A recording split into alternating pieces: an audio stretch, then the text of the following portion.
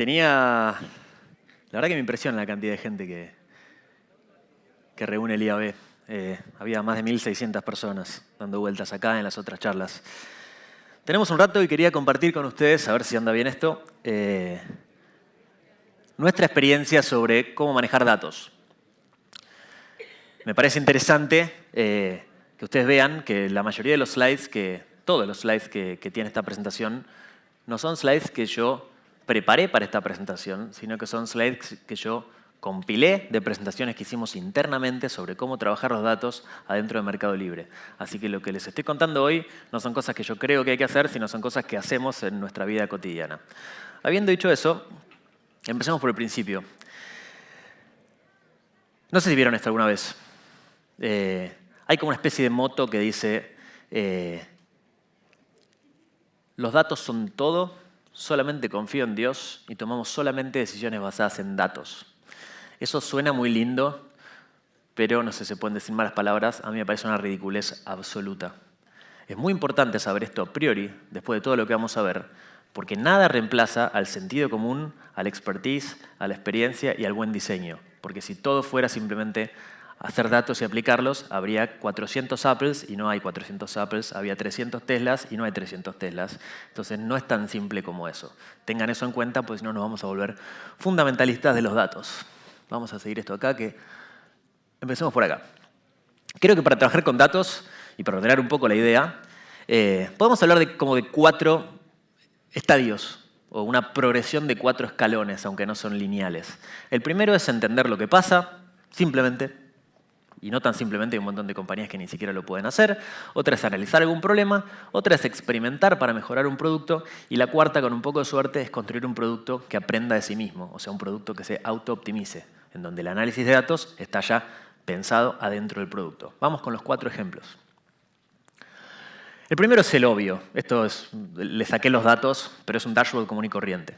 ¿Qué pasa en una compañía? Lo primero, en cualquier compañía o en cualquier organización, lo primero que tiene que pasar, uno, es entender qué pasa. Entender si vamos bien, si vamos mal, si la cosa va para adelante o para atrás. Encontrar problemas obvios u oportunidades obvias. Acá las tecnologías las conocemos todos, son los warehouses. Y lo más importante de todo, y las herramientas de visualización, lo más importante de todo es que hace unos años eran cosas que costaban cientos de miles de dólares. Hoy la mayoría de los warehouses se puede encontrar en la nube, que se paga as you go, o sea que cualquier compañía, por más que sea de una persona, puede hoy tener un warehouse. ¿Quiénes tienen un warehouse? ¿Saben lo que es un warehouse? Ok, perdón, vamos de vuelta. Un warehouse es un lugar en donde generalmente si hay una base de datos o n bases de datos, generalmente las consultas para saber qué pasa se hacían sobre las bases de datos transaccionales. Eso tiene un número de problemas y para evitar estar toqueteando los datos, lo que se hace es, de muchas bases de datos, se saca la información transaccional y se vuelca todo en lo que se llama un almacén de datos o un data warehouse y ahí se usa en ese lugar, que es una base de datos especializada para consultar, herramientas para trabajar los datos. Es un data warehouse. Hay herramientas para visualizar esos datos y es todo un planeta que no vamos a hablar acá, pero si alguno no sabe lo que es, googlee un poquitito y les aseguro que se van a divertir un rato. El objetivo de esta parte es súper modesto, es entender qué mongo pasa. Y esto lo digo con cierta tristeza porque nosotros hemos pasado muchos años sin entender qué pasa. Nos hemos pasado años teniendo que depender de los usuarios finales para que nos cuenten los problemas o dependiendo de alguno con mucha intuición para descubrir alguna oportunidad que era obvia mirando los datos. Así que esto no tiene demasiada sofisticación, pero sí es importante que todos lo sepan. Si no tienen un data warehouse o alguna herramienta para entender lo que pasa, consíganla. Se juntan los datos en un repositorio público y hay herramientas, no sé si conocen, por ejemplo, Tableau. ¿Escucharon hablar de Tableau? Buenísimo. Tableau es una especie de Excel en esteroides en los cuales todos los días uno puede ir armando reportes, y esos reportes se actualizan solos y uno puede armar como un dashboard y compartirlo con gente. La verdad que es muy bonito. La versión de trial cuestan 2 mangos, pruébenlo. Hoy decía a la mañana en otra charla que el mundo de la tecnología no es de los ingenieros, sino de los curiosos.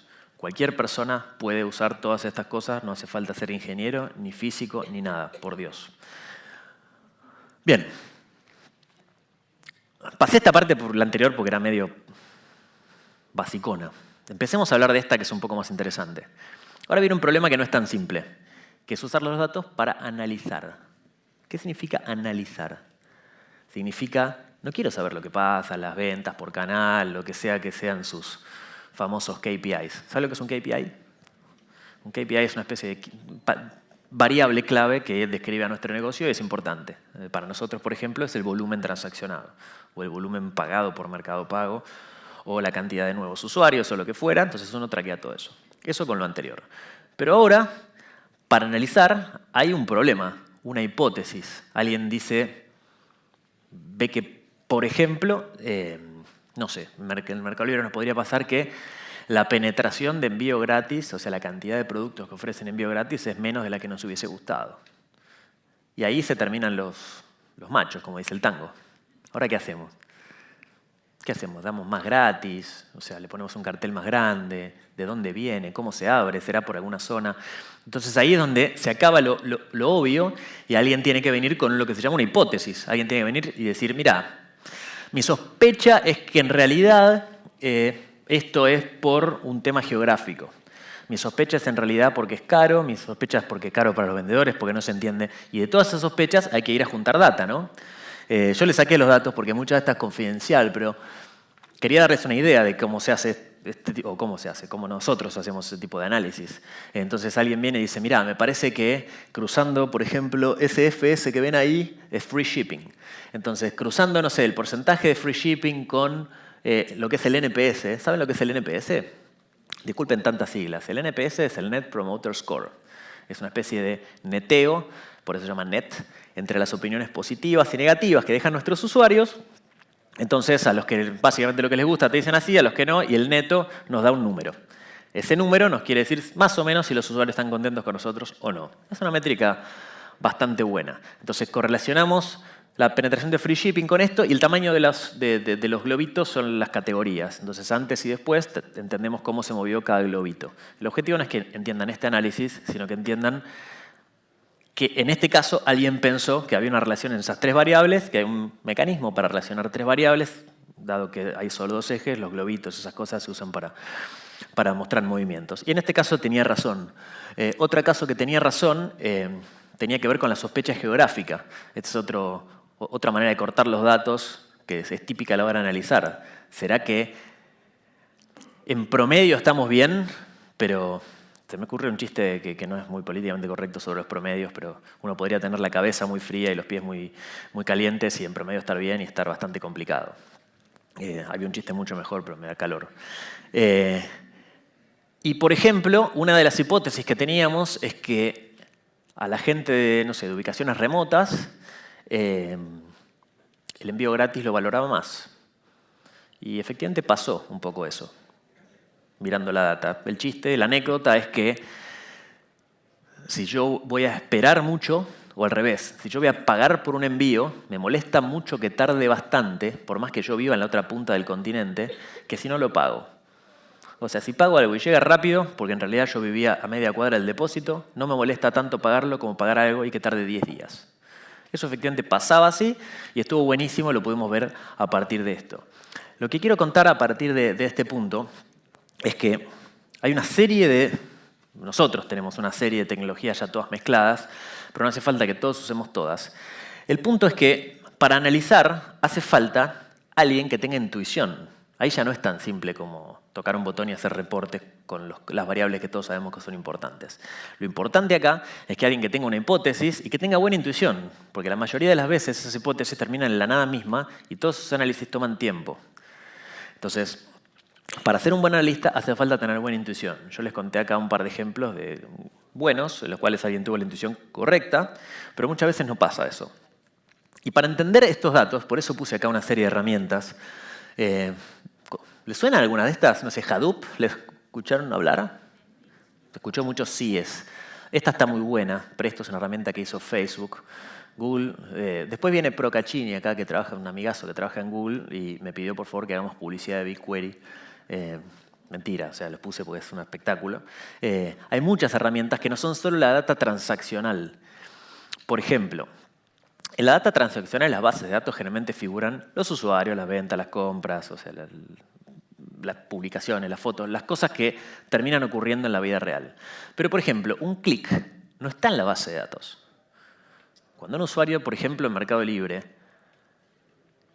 toca un producto para mirarlo, no es que se guardó algo en la base de datos más grande de Mercado Libre, se guardó en algún lugar, porque los clics son muchos y uno podría hasta guardar la ubicación del mouse en cada momento.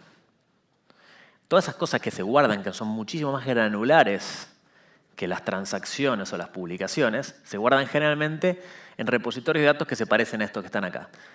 Y después se usan herramientas de explotación para poder combinar, por ejemplo, generalmente las tasas, todo lo que son los funnels, o sea, ¿cómo se dice funnels? Los embudos. Parece que viví toda mi vida acá, pasa que decimos funnels hace 20 años, entonces el embudo no me suena tanto. Pero es importante a veces entender data muy granular que ocurre, por ejemplo, en Mercado Libre. Hace mucho hicimos un trabajo bastante grande para hacer algo así, mirá. Cuando por ejemplo, en la aplicación de Mercado Libre uno hace y despliega el menú, antes esos eran eventos que era muy difícil de guardar. O sea, no existían los tabs en la aplicación nativa, había que mandar eso. No sé cuántos de ustedes tienen aplicaciones, pero hicimos un trabajo bastante grande para guardar todo eso en Hadoop y después hacer las cuentas. A la hora de analizar, nos sirvió mucho tener Presto, Hive, Hadoop y nuestro... O sea, todas esas palabritas que suenan raras, en realidad son herramientas que ya están hechas, se bajan y se usan. No es 3 minutos hacerlas andar. Probablemente para Mercado Libre, que tiene una cantidad de datos pavorosa, no es tan fácil, pero probablemente si uno tiene un volumen de datos menor, sí sirva. Y uno dice, ¿esto por qué aplica a mí? Seguro que aplica a mí. Acá hay un montón de gente que debe trabajar en agencias y todos los clics, todas las cosas que pasan en las creatividades que ustedes ponen por ahí, seguramente no están guardadas en una base de datos transaccional. Y toda esa data, a la hora de analizar, créanme que sirve. En fin, para cerrar esta segunda parte, a la hora de analizar, les aconsejo tratar de hacer, así como miden el CTR, la conversión o lo que Mongo midan cada uno que está trabajando, traten de medir la efectividad de un analista. Nosotros hemos pecado muchas veces de sufrir pésimos analistas. Porque los analistas, en general, por lo menos lo que nos ha ocurrido a nosotros en nuestra experiencia, es que en muchos casos, a ver, si uno juega al tenis, como a veces trato de jugar yo, y juego horrible como generalmente me pasa, con uno que juega mejor, pierdo 6-0, 6-0, en 20 minutos me voy y creo que no hay mucha duda que perdí y que juego mal. El tema es que estos análisis, como muchas veces pasa que uno prueba algo y la hipótesis no ocurre, termina habiendo un tiempo pavoroso de inversión de gente que busca malas hipótesis y realmente después no termina pasando nada. Ojalá que no les pase a ustedes, a nosotros nos pasó un montón y nosotros empezamos a medir con un poco más de cautela cuáles son esas búsquedas de petróleo que uno hace en los datos. Porque si no, uno se puede pasar meses navegando y resulta que no hizo nada. O sea, el tiempo que uno se pasa entre analizar y hacer es una relación que uno tiene que tener bastante en el radar, por lo menos a nosotros nos ha servido mucho. Vayamos por partes más divertidas. ¿Cuántos de ustedes experimentan? O sea, ¿hacen productos? Muy bien. Debe haber una sólida minoría. Acá se empieza a poner todo un poco más picante. ¿Por qué digo experimentar? ¿Qué significa experimentar? ¿Escucharon hablar por ejemplo, de un A/B testing? ¿Quiénes escucharon hablar de un A/B testing? A ver. Tenemos la mitad, así que hagamos un minuto de compartir.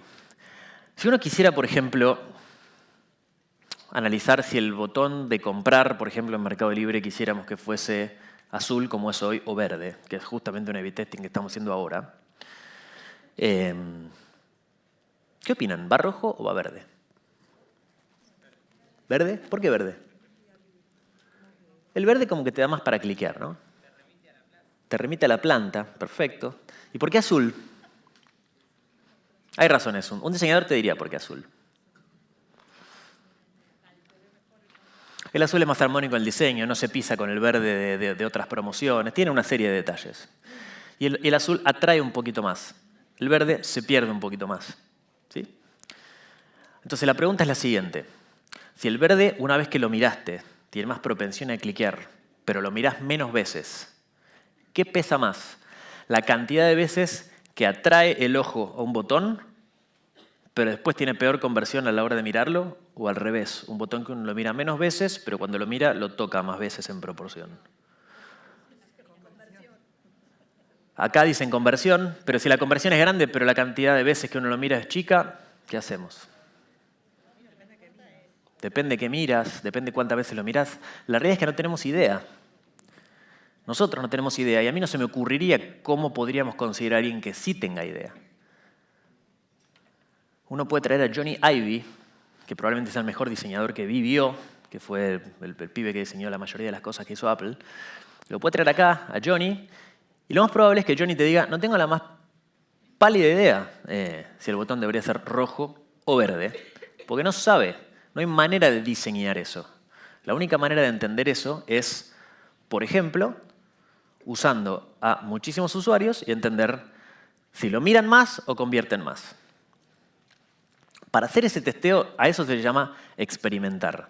¿Y cómo se hace un experimento bien hecho? O por lo menos cómo coinciden todos los que dicen que saben con un experimento bien hecho.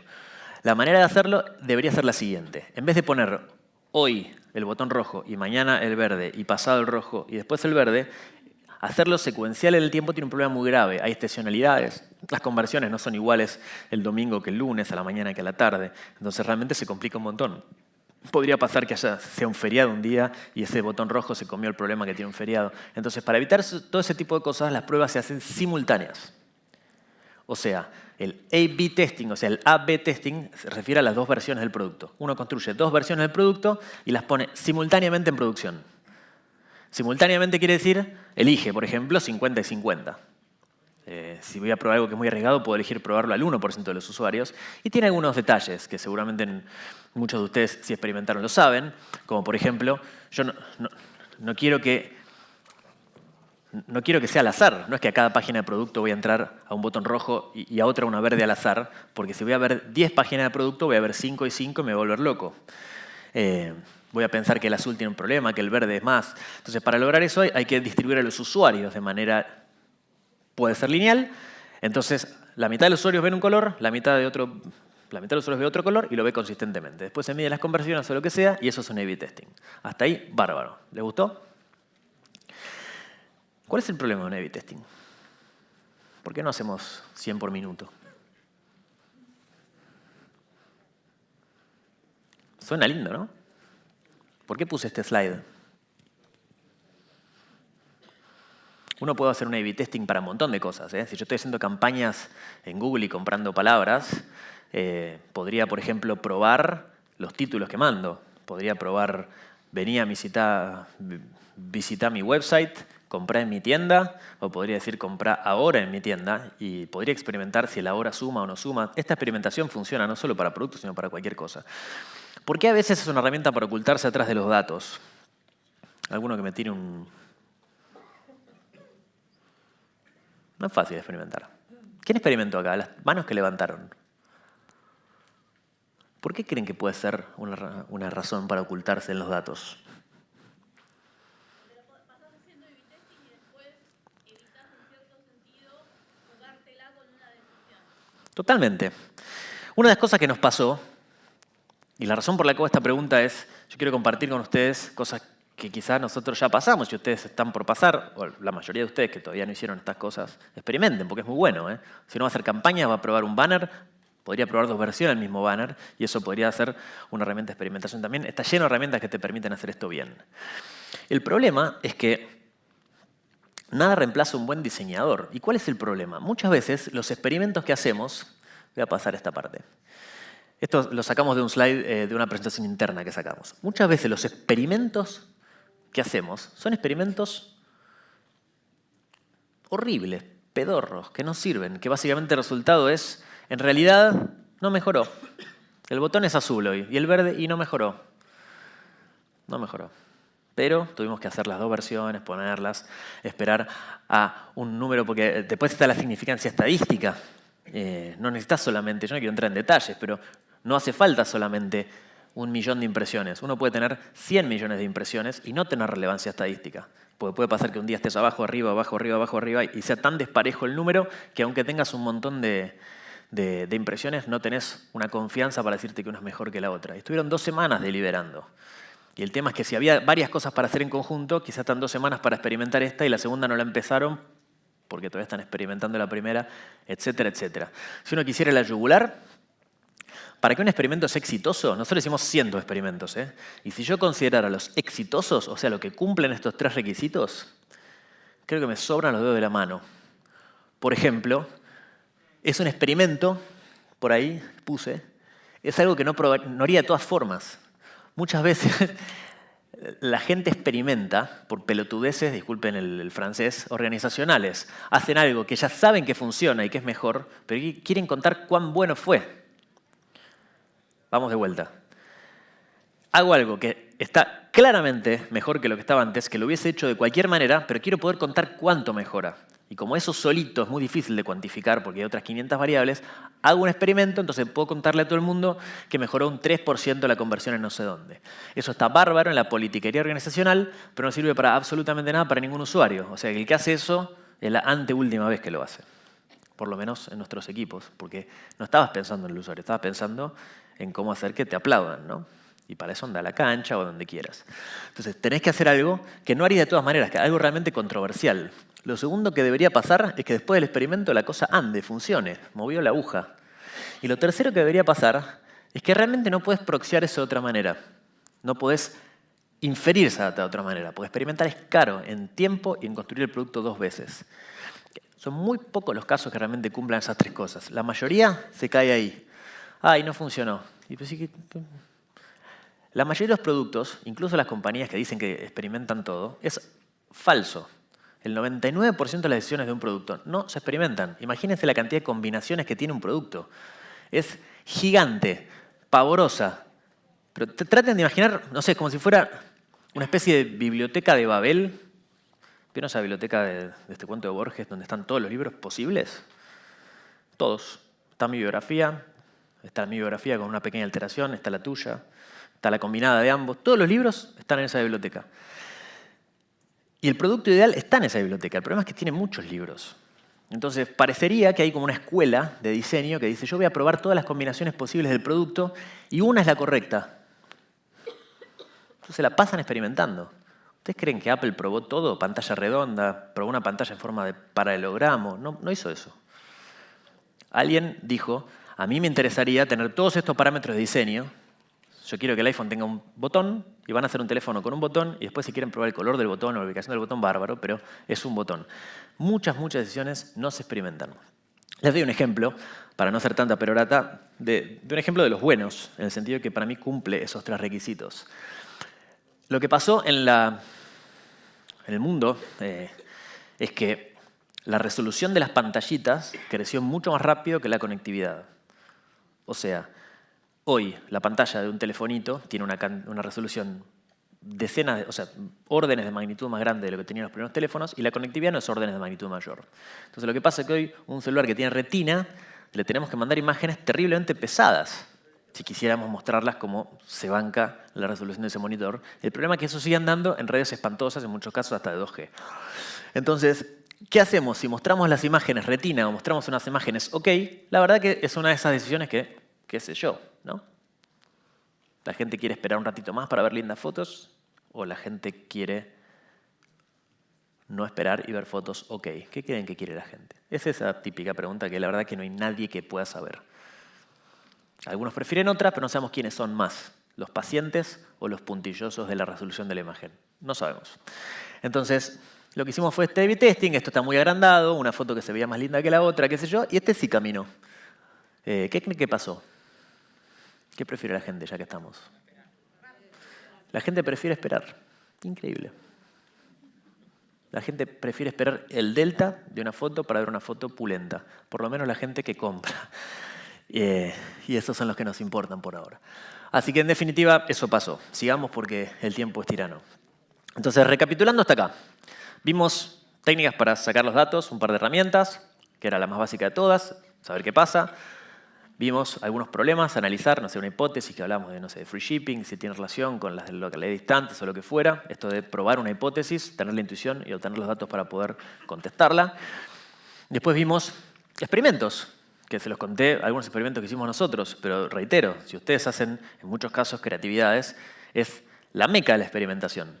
O sea, el banner tiene que ser catchy o elegante, qué sé yo, y así sucesivamente. Esta es la más pulenta, que es cuando la experimentación en realidad está construida dentro del producto. Hasta ahora en todos los loops que venimos hablando, siempre ocurre que el producto produce información, esa información de alguna manera se procesa en alguna herramienta y después hay un ser humano que la analiza y toma alguna decisión y empezamos la rueda de vuelta. ¿No?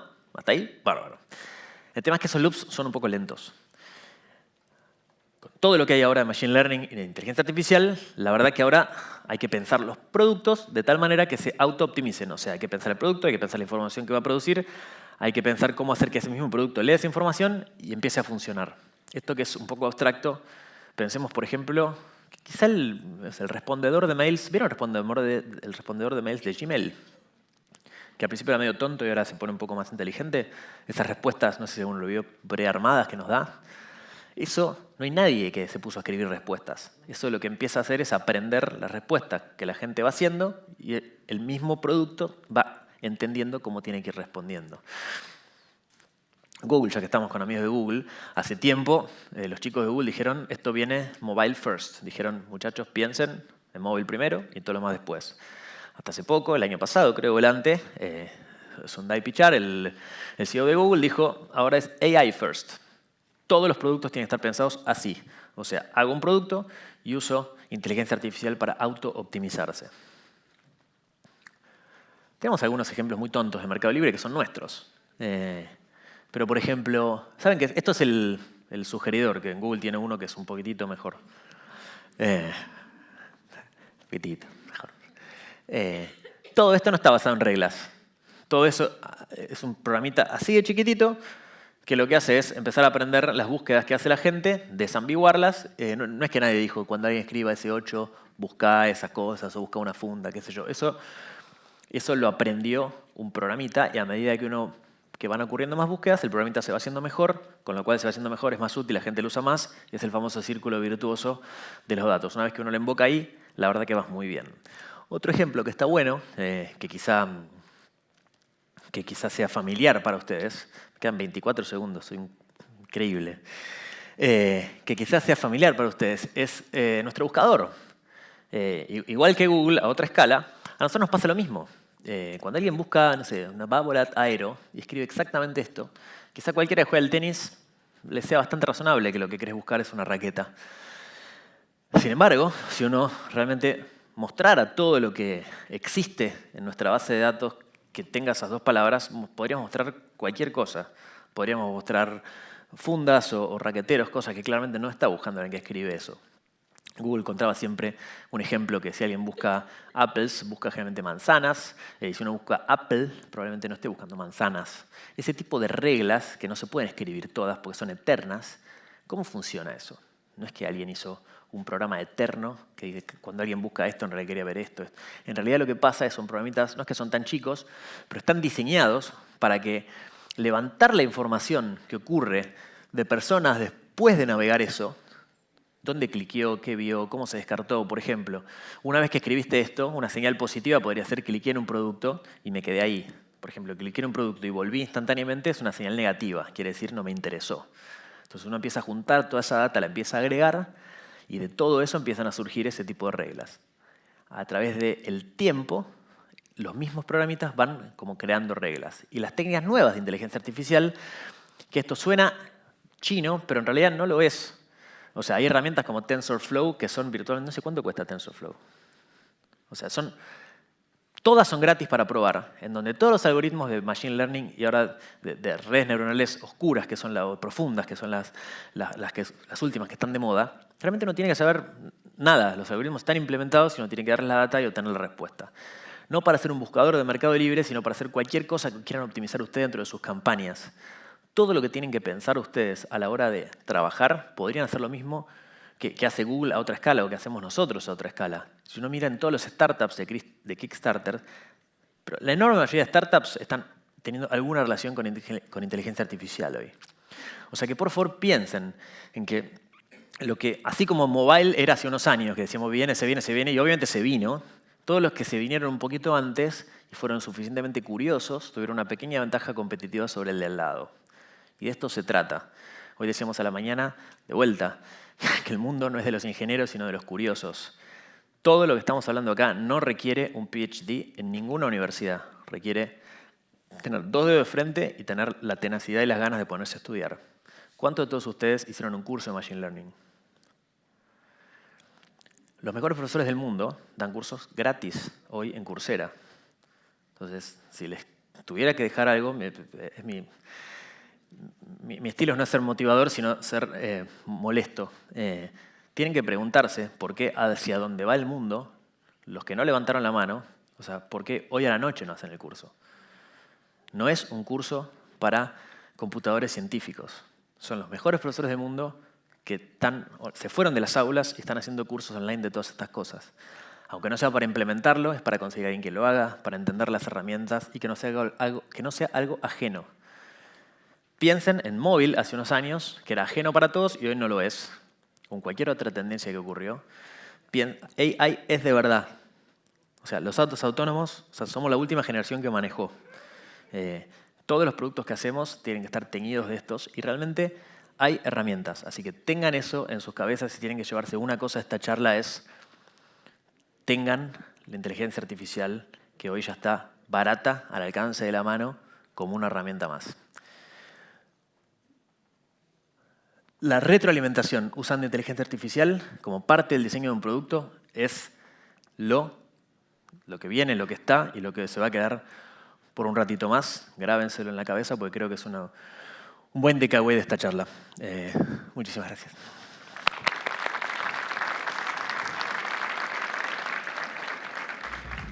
Gracias. Espectacular, gracias. A vos.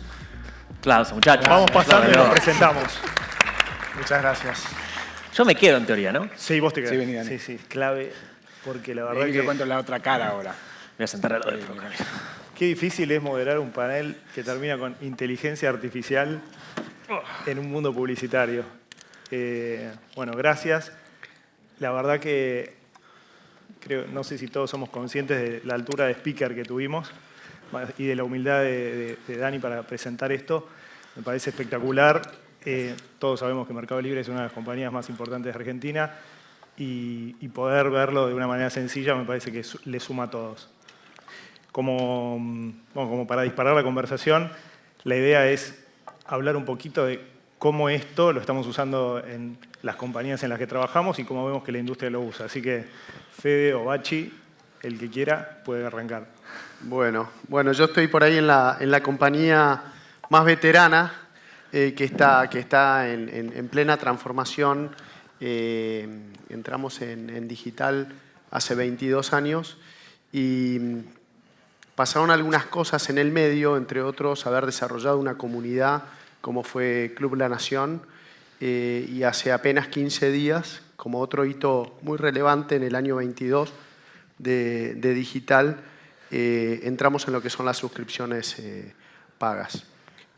Con lo cual vamos claramente a una dinámica de trabajo con datos y de análisis de datos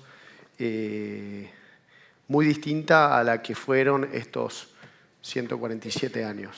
¿Sí?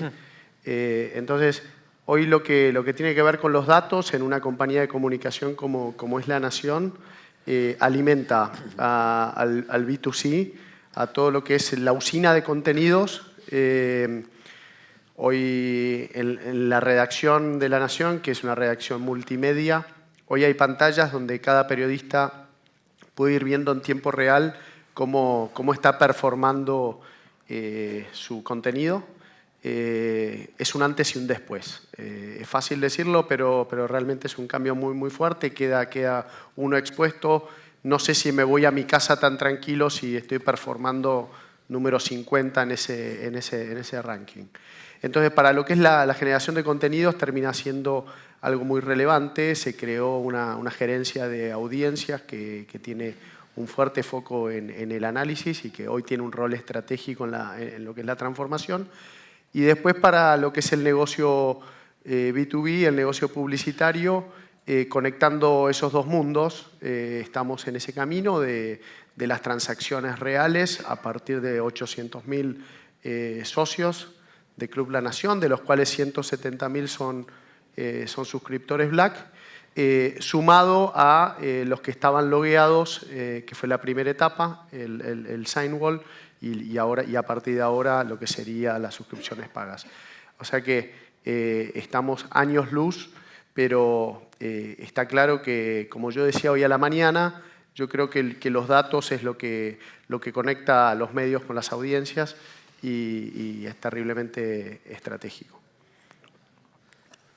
Sí, en nuestro caso creo que es parecido a ambos, ¿no? Por un lado, data para nosotros es la base y productos que acompañen a los cambios de comportamiento de los consumidores también es fundamental. A mí me gusta decir, desde que estaba en Meli, que los productos están vivos. O sea, nunca existe el producto perfecto porque constantemente por una u otra cosa estás haciendo pruebas o modificando el producto porque los cambios del consumidor te lo exigen. Hoy en Google tenemos 7 productos que lo usan más de 1.000 millones de personas todos los meses. O sea, 1 billion monthly active users en 7 propiedades de Google. Wow. Y eso hace que obviamente generes un montón de información, pero que el producto constantemente esté mejorando, ¿no? Así que por un lado, para informar producto, clave. Pero también usamos toda esa enorme cantidad de data con Machine Learning, con inteligencia artificial, para automatizar procesos de nuestro negocio de advertising. Entonces también usamos todas esas señales que generan nuestros productos y genera mismo el usuario para introducirlas con inteligencia artificial para que las optimizaciones se puedan hacer de manera automática mejorando lo que podemos hacer las personas. Entonces en algún punto también nos ponemos a compararnos, a decir, bueno, ¿qué es mejor? ¿Que lo resuelva la máquina esta enorme cantidad de información en tiempo real o que sea una persona que lo haga? Entonces, hemos hecho eso no solo en advertising, pero en muchísimos otros negocios y generalmente resulta que la máquina es mejor. Y un casito muy simple es la optimización de consumo energético de los data centers. Los data centers es más o menos el 3% del consumo energético del mundo y le han puesto Machine Learning al problema de reducir el consumo energético principalmente para la ventilación de los servers. Y mejoró el 40% el consumo energético en un data center, las máquinas aprendiendo por sí mismas cómo optimizarlo. Cuando teníamos múltiples ingenieros muy inteligentes todos, tratando de hacerlos por sí solos. Solamente que tanta información era imposible de procesar. Entonces, efectivamente, todo esto influye en nuestros productos, tanto para el lado de comercial como el lado de uso, pero afecta absolutamente todos los procesos, ¿no? Perfecto. Desde IMS, tenemos la posibilidad de trabajar con varias plataformas en paralelo que tienen, distintos niveles de desarrollo, desde Twitter hasta las plataformas de gaming, pasando por 10 aproximadamente. Y la verdad que es muy distinto, la instancia de cada uno. Entonces, algunos están concentrados en la captura de datos y entender un usuario desde la música, como es Spotify. LinkedIn es muy potente desde entender el perfil profesional de las personas. O sea, vemos una disparidad muy importante, pero que cada una te trae un insight que la otra no te puede traer. Son como, se manejan en mundos distintos y es muy interesante. Pero vos, Dani, mencionabas algo que me pareció muy importante, que es el tema de qué pruebo, qué experimento y el lugar que hay que dejarle a la intuición. Y nosotros trabajamos en un mundo rodeado de agencias, muchas creativas, que trabajan un poco contra las reglas o las generalidades que muchas veces nosotros recomendamos. ¿Algún ejemplo que se te ocurra que la intuición borró del mapa por un segundo el tema de los datos o lo hizo cambiar? Un montón. 90%, 99% de las decisiones importantes que tomamos, ninguna miramos datos. Y no lo hicimos nosotros, y no lo hizo Instagram, y no lo hizo ninguna compañía que creo que diseñe bien. Por ejemplo, salir de la subasta fue algo que cualquier dato hubiese dicho que no lo hagamos nunca. No sé si se acuerdan, pero hace 18 años Mercado Libre hacía subastas. O sea, estaríamos 3 metros bajo tierra hoy si hubiésemos seguido hecho lo mismo. La gente no pagaba por internet.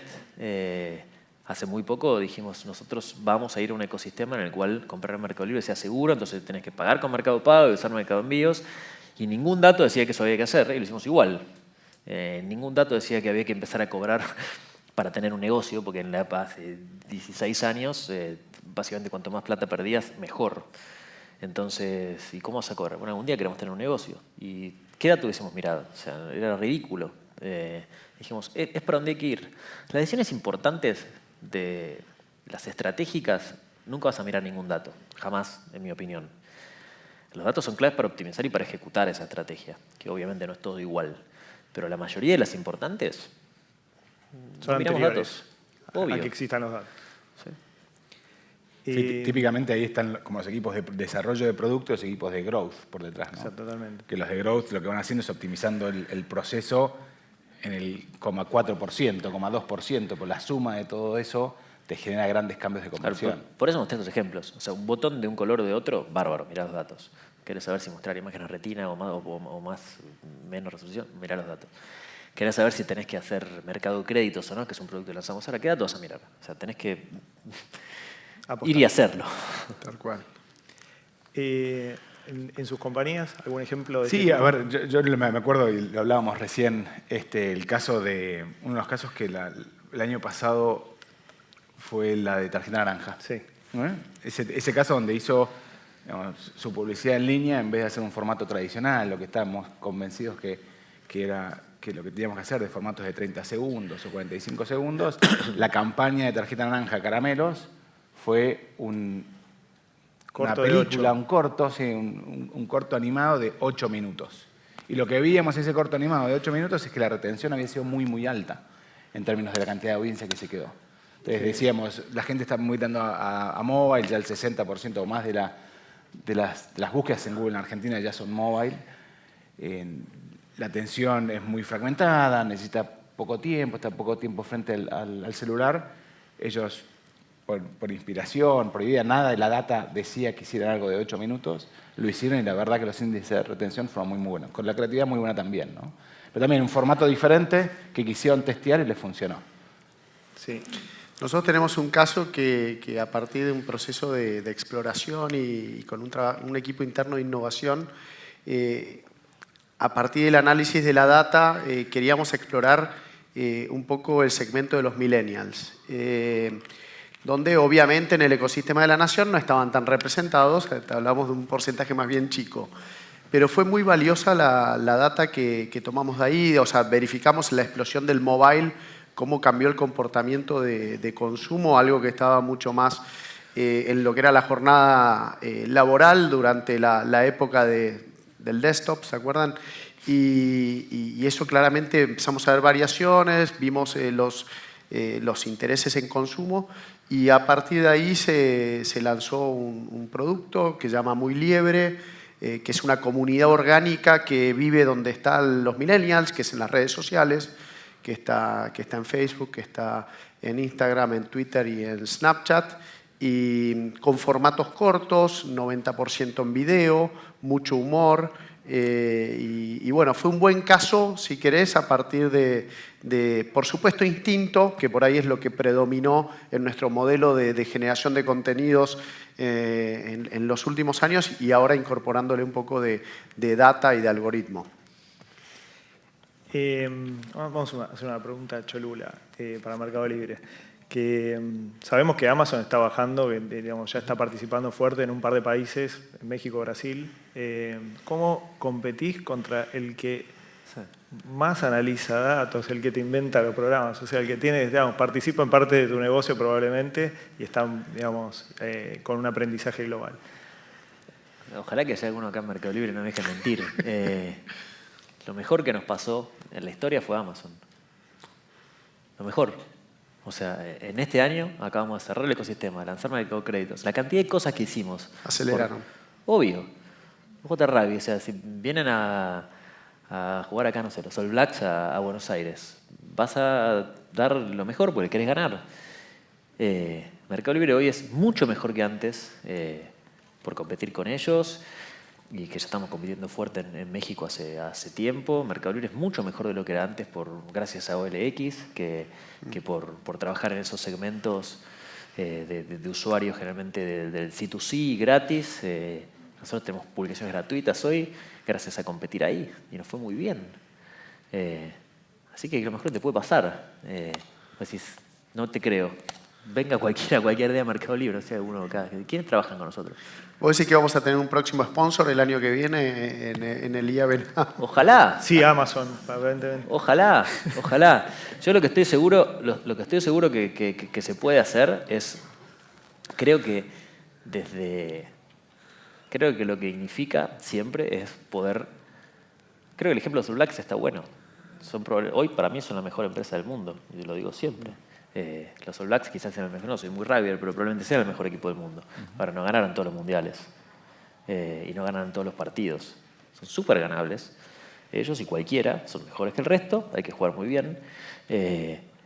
Y nosotros, pero nosotros no miramos un competidor. O sea, jamás en la vida miramos un competidor. O sea, hoy son ellos, mañana son cualquiera. Nosotros cuando nacimos había 17 con Mercado Libres. Nos hemos muerto todos, estuvimos mirando alrededor. Lo que creo que hay que hacer es estudiarlos a todos y hacer lo que uno cree que es correcto y jugar con la excelencia del caso y reinventarse. O sea, matar las vacas sagradas que, así como matamos las subastas antes éramos solo usados, ahora somos nuevos, antes no se pagaba, ahora se paga, bla, bla, bla. Todo eso fueron canibalizaciones nuestras que nos hicimos nosotros a nosotros mismos antes que lo haga otro. Y cualquiera que vea la historia, no sé, de BlackBerry o de Nokia o de esas compañías que fueron inamovibles y después fueron movibles. Nosotros vemos que vos decías recién que la empresa más grande de la Argentina, dentro de unos años podemos estar muertos perfectamente si no nos movemos rápido, y eso lo sabemos todos. Y Amazon, que hoy es la última cola del desierto en e-commerce, si no se mueve rápido y no se sigue moviendo rápido, también le puede pasar lo mismo como a cualquiera. A cualquiera le puede pasar, porque eso es lo fascinante de este mundo de la tecnología, que no es que tenés un pozo petrolero por 300 años y se acabó. Acá tenés que laburar fuerte todo el tiempo. Entonces, si lo haces, podés ganar. Si no lo haces, el mundo cambia. Eso. Perfecto. Sí, y me parece, Facu, me parece que no es solamente para Mercado Libre, porque creo que como usuarios, y lo vemos también, es que tus expectativas de cualquier servicio empiezan a ser comparables contra tu mejor experiencia en cualquier otro sitio. Totalmente. Entonces, la gran experiencia que tenés en Mercado Libre la vas a esperar de tener de cualquier e-commerce de Argentina. Si compras algo muy bueno en un servicio afuera, vas a esperar que ese servicio sea igual acá. Entonces, que tengamos acceso global a todos los servicios, lo que nos obliga a hacer benchmarks con todos los procesos disponibles en el mundo. O sea, tu proceso de login tiene que ser mejor que el mejor proceso de login del mundo. Tu proceso de carrito tiene que ser el mejor que el mejor del mundo. Porque las expectativas nuestras van subiendo a medida que vamos interactuando en todos esos servicios. Perfecto. Bueno, estamos en tiempo. Muchas gracias.